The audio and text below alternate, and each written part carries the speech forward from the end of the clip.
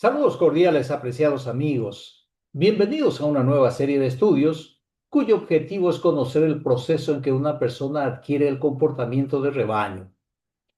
La mentalidad de rebaño o mentalidad de turba, mentalidad de manada o mentalidad de pandilla, describe cómo las personas son influenciadas por el grupo al que pertenece para adoptar ciertos comportamientos basados en la emoción y no en la razón.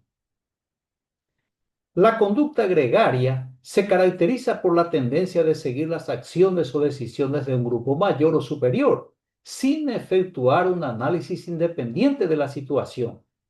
En general, la persona afectada por la mentalidad de rebaño tiende a tomar decisiones diferentes de las que tomaría si no perteneciera al grupo. El comportamiento de rebaño es la característica sobresaliente de la religión cristiana, una conducta heredada del judaísmo. La metáfora de la oveja o el rebaño en la Biblia hebrea y en la cristiana se emplea para referirse a la supuesta relación entre el Dios Yahvé y su pueblo o entre el Dios Jesús y sus seguidores, donde el ser divino es visto como el pastor y sus seguidores se ven a sí mismos como sus ovejas. La metáfora se utiliza para describir al grupo de creyentes que sigue a un pastor o líder, que sigue una ideología o doctrina, cuya característica fundamental es la conformidad o la falta de individualidad. La metáfora del pastor también se empleaba para referirse a una persona con autoridad política o religiosa, a un gobernante o a un líder destacado. Esta idea es la que el autor del Evangelio de Marcos reproduce en su obra político-religiosa, relatando que su personaje literario observó que el gentío estaba como oveja sin pastor. La intención del autor es transmitir al lector la condición política del pueblo hebreo, que en ese momento estaba acéfala, sin liderazgo, sin pastor.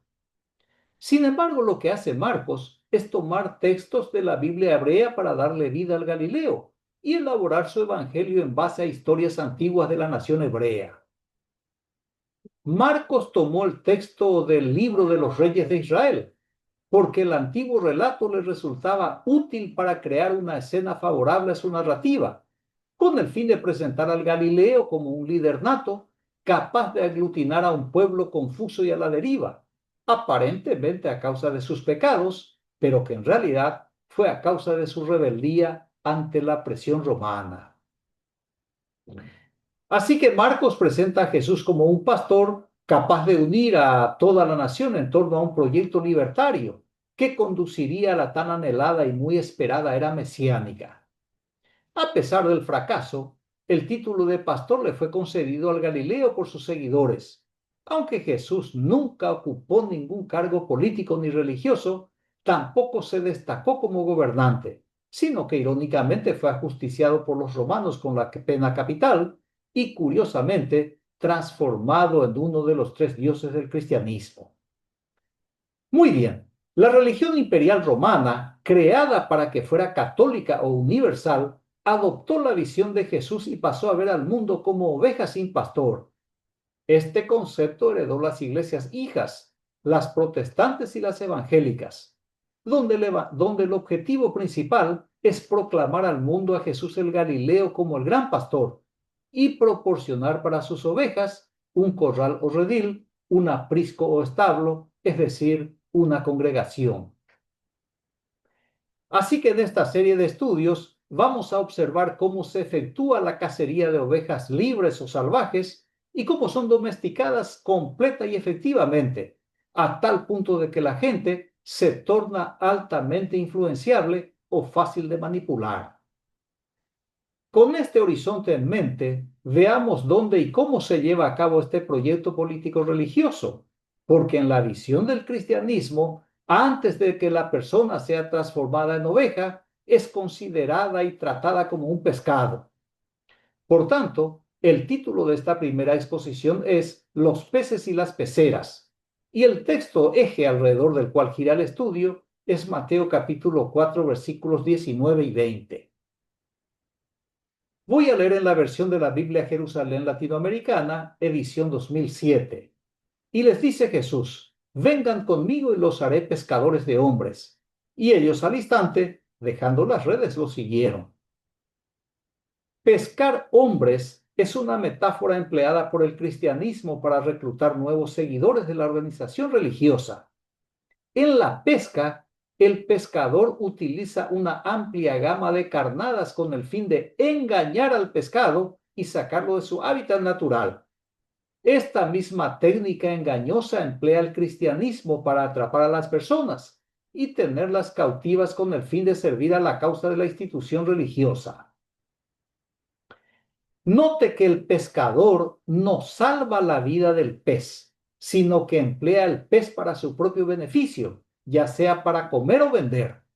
Lo mismo sucede en el cristianismo, donde la gente es atrapada para beneficiar a la institución religiosa, ya sea sirviendo a sus compañeros de grupo o vendiendo su ideología en la comunidad. Siendo así, veamos dónde están los peces que constituyen el blanco de las organizaciones religiosas.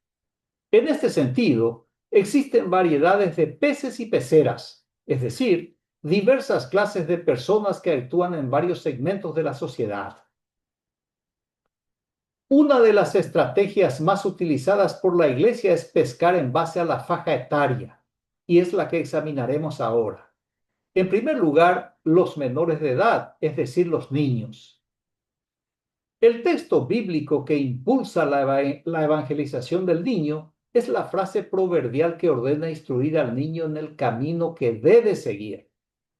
Para la Iglesia, el camino que debe seguir todo ser humano desde la cuna hasta la tumba es la doctrina de la organización, la materia que todo niño está obligado a aprender y obedecer.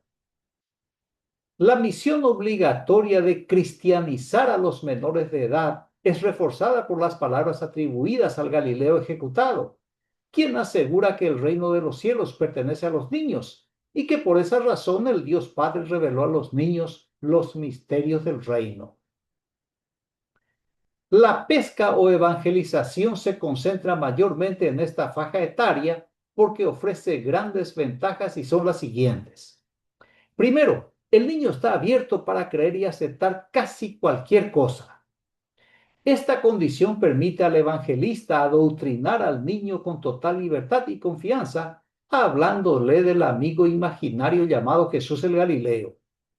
Además, el empleo de materiales gráficos o revistas para contar las historietas de la Biblia cautiva la atención del niño, quien termina seducido por el cuento religioso. Segundo, el niño está totalmente vulnerable. La criatura no tiene la capacidad para defenderse del ataque alienante de un religioso. El niño no posee la instrucción ni la información para razonar, argumentar o rebatir la creencia del religioso. El niño no está preparado para evaluar la calidad de la oferta ilusoria ofrecida por el religioso. Tercero, los eventos para niños. Uno de los eventos realizados con frecuencia es la hora feliz, que consiste en un tiempo de juego infantil, seguido de un refrigerio con jugos y golosinas, y el adoctrinamiento religioso correspondiente. Debido a su eficacia, esta actividad proselitista se realiza semanalmente en la temporada de verano y durante las vacaciones escolares. Cuarto, la escuela bíblica dominical. Esta es una actividad tradicional ofrecida en las iglesias, donde se emplean equipos audiovisuales y otros materiales didácticos para facilitar la instrucción doctrinal. Este sistema estimula la asistencia y promueve la visita de otros niños. Esta actividad, que dura 1 hora, no se trata de una escuela bíblica, sino de una escuela doctrinal, que no se estudia la Biblia, sino que se estudia la doctrina de la Iglesia. Muy bien, los padres permiten que sus hijos participen de estos encuentros, pensando que debe ser bueno porque enseñan valores morales y éticos, o sencillamente porque hablan de Dios. Lo que ignoran los padres es que a sus hijos se les inculca una creencia que acarrea mudanza radical del pensamiento y el comportamiento, sin percibir ni imaginar el daño psicosociológico que producirá la enseñanza sectaria, el trastorno de personalidad que marcará la vida del niño por mucho tiempo o quizá toda la vida.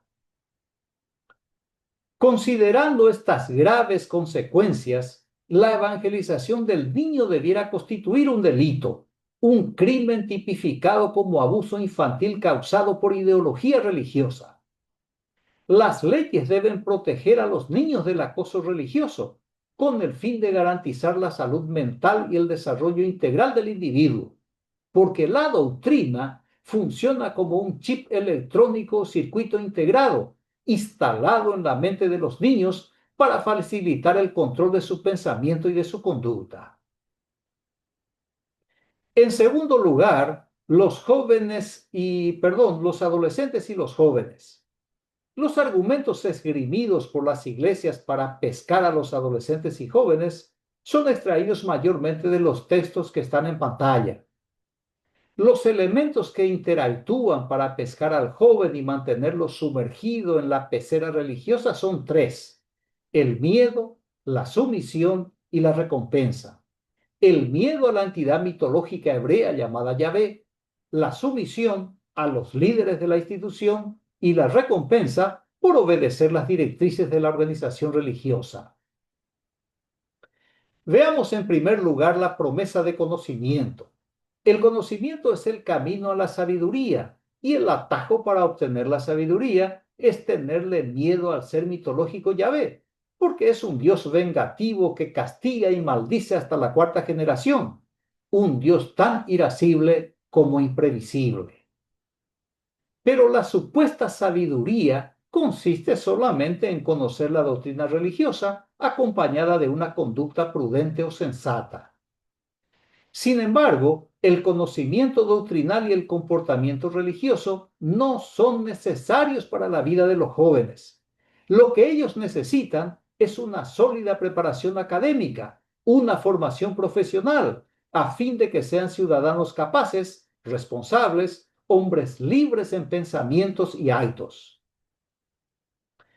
En cualquier caso, la oferta despierta la curiosidad de los jóvenes, porque empieza por un conjunto de creencias que ya fueron reveladas y lo desconocido será revelado por la deidad paulatinamente, como premio a la obediencia de las normas que se le atribuyen. Conocimiento supuestamente espiritual o místico, conocimiento de un mundo paralelo que ni es real ni eficaz, que solo existe en la literatura religiosa, supersticiosa y mitológica. En segundo lugar, la sumisión a los representantes de la deidad mitológica hebrea. La persona alienada por la ideología religiosa del grupo está comprometida a una total sumisión y sujeción al dios mitológico Yahvé. La evidencia de que está sometido y sujeto al ente imaginario se puede observar en la intensidad con que anhela la sabiduría, porque valora la enseñanza recibida y la pone por obra, es decir, la pone en práctica. Contrariamente al rechazar, revela que desprecia al Dios Yahvé y consecuentemente descarta la supuesta sabiduría divina y la instrucción doctrinal de su organización. Por ese acto de desprecio, el individuo es tildado de necio o tonto o insensato.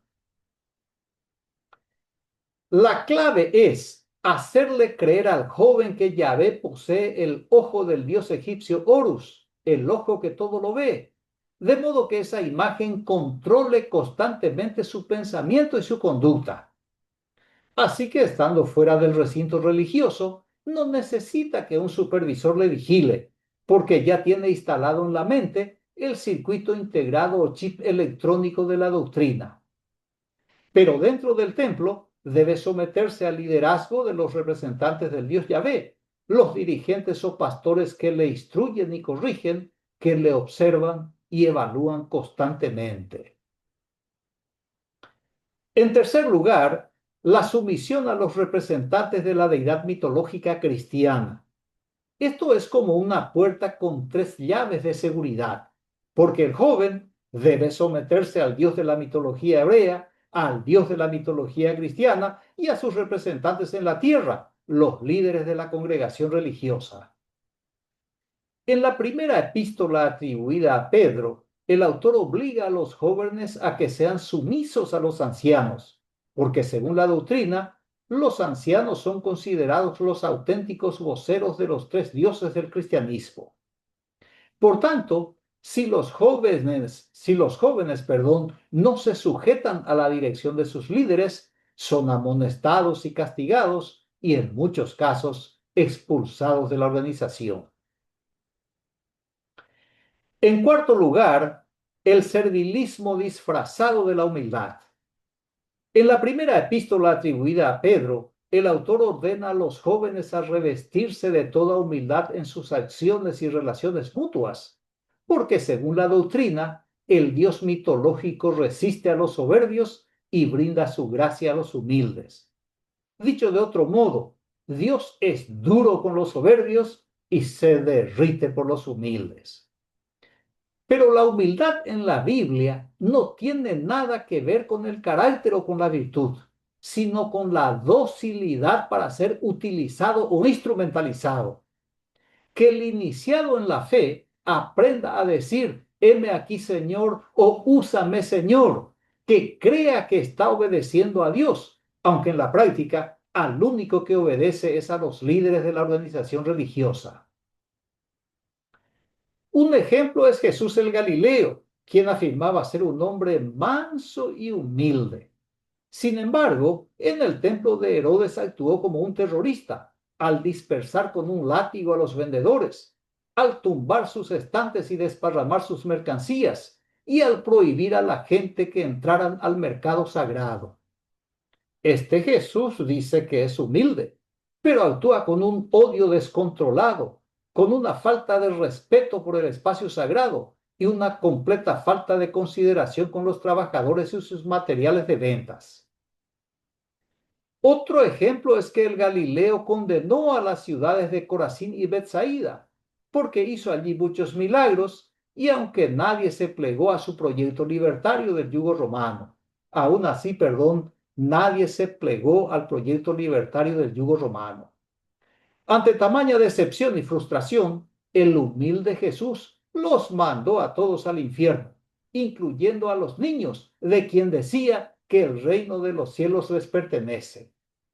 Además de ser soberbio y arrogante, el Galileo es un embustero, un manipulador hipócrita. Así que esta es la esencia del cristianismo, donde ser humilde significa servir sin protestar a la institución religiosa, donde el modelo del cristiano humilde es aquel que obedece ciegamente a sus líderes. En quinto lugar, el idealismo de la juventud. La frase proverbial afirma que la gloria de los jóvenes es su fuerza. Esta energía física y mental que le caracteriza al joven es la que le interesa a la organización religiosa, porque los jóvenes buscan notoriedad y protagonismo, y en nombre de los seres mitológicos, la Iglesia le concede el poder para cambiar el mundo con la doctrina. Por eso vemos con frecuencia a los jóvenes misioneros dando panfletos o compartiendo sus experiencias, impulsados por el ideal de salvar al mundo, de servir al Dios Todopoderoso, sin percibir que están siendo instrumentalizados por las instituciones religiosas para abrir nuevas agencias doctrinales o iglesias locales. Ahora, para reclutar o pescar a los jóvenes, se organizan campamentos, conferencias, eventos deportivos y musicales, así como cualquier otra actividad que pueda atraer al joven, ya que dichos eventos sirven como carnada para pescarlos. Finalmente tenemos el segmento, de las personas pobres. La gente con limitaciones académicas y económicas constituyen el blanco de las iglesias, porque es un segmento altamente vulnerable por el par de razones lógicas siguientes. Primero, por su pobreza académica. Al no tener acceso a la información o carecer de la instrucción necesaria sobre la religión y su historia, la persona sin ninguna referencia fácilmente es acorralada y seducida por el mercader de la creencia a través de la propaganda de una doctrina divina ventajosa que le promete grandes y numerosas bendiciones en la tierra y al morir todo un paraíso. Segundo, por su pobreza económica. Esta limitación aprovecha el promotor de la fe para ilusionar a la persona con promesas milagrosas de provisión y protección, tanto para su vida como para toda su familia. Esta población es presa fácil para cualquier religión o secta, porque etiqueta su doctrina mística con las palabras del Galileo, el Evangelio de los pobres o las buenas noticias para los pobres. La declaración de Jesús al enaltecer al pobre, afirmando que el reino de Dios les pertenece, es una falacia, porque la vida del pobre ni es un reino ni es el cielo, más bien es un infierno de zozobra cotidiana, desde la cuna hasta la tumba. El engaño del Galileo es una fuerte y clara evidencia de que no quería acabar con la pobreza. Incluso asegura que siempre habrá gente pobre en la sociedad. A la Iglesia tampoco le interesa acabar con la pobreza, considerando que los pobres son sus mejores y mayores consumidores de promesas vacías y de esperanza ilusoria. En síntesis, sin gente pobre no habría Iglesia. Muy bien, concluyo la presentación con la afirmación del psicólogo social estadounidense Erich Fromm. El individuo es introducido en el patrón de conformidad a la edad de 3 o 4 años y a partir de ese momento nunca pierde el contacto con el rebaño. Agradezco su amable atención, reciba un fraterno abrazo y hasta el próximo estudio. Gracias.